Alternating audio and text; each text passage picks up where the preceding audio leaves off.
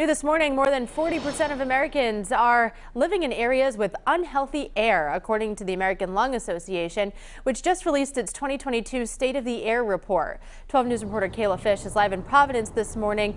KAYLA, you have a closer look at what the air quality is like in our region. Yeah, that's right, Kate. So every year, the American Lung Association puts out these report cards, essentially grading cities and states all across the country in terms of their air quality. And two of the most heavily populated areas in our region actually received failing grades in some categories. So the 2022 State of the Air report tracks and grades certain factors, two of the most widespread and dangerous air pollutants, which are fine particles and ozone. Now, the good news is our area didn't make the list of the most polluted places to live. That includes places like Los Angeles and a number of cities in California and other states out west.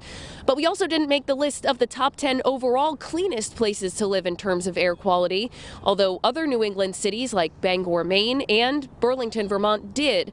So where exactly do we fall? Here in southern New England, both Providence County and Bristol County, Massachusetts, received an F when it comes to high ozone days. Kent County and South County here in Rhode Island fared a little bit better when it comes to ozone, receiving D grades. But when it comes to short-term particle pollution, we did better. All of the counties that I mentioned received A grades. In fact, the Boston, Worcester, Providence region is tied for first for cleanest metropolitan areas in the country for short-term particle pollution, this all according to that State of the Air report. Now, the report also includes some recommendations for how to make the air we breathe cleaner and healthier. We'll get more into that coming up in the next half hour. For now, live in Providence, I'm KAYLA Fish, 12 News. New this morning, a new report from the American Lung Association found more than 137 million people in this country are living in areas with what's considered to be unhealthy air. And while southern New England is doing well in some areas, the report shows room for improvement as well. 12 News reporter KAYLA Fish has been combing through the data that just got released. And KAYLA, you join us live now with more on how our region stacks up.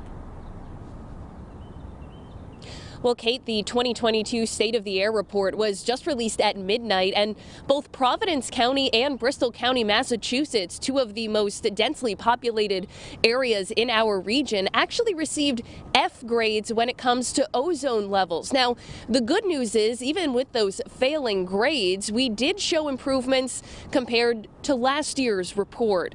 Ozone is just one of the factors that this report uses to grade air quality levels. The report also grades cities and metropolitan areas on particle pollution, and the counties in our region all received A's in that category.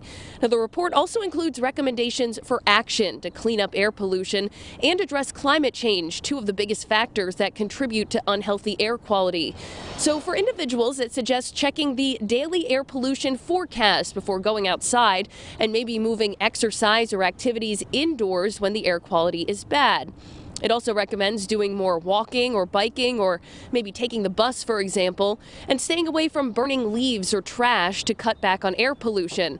The report also suggests that cities and states move toward renewable energy, like switching to zero-emission garbage trucks or school buses, for example, and using wind and solar energy as well. Now, there's a lot packed into the State of the Air report for this year. It breaks down all of the cleanest places to live and the most polluted places in terms of both states, counties, and individual cities.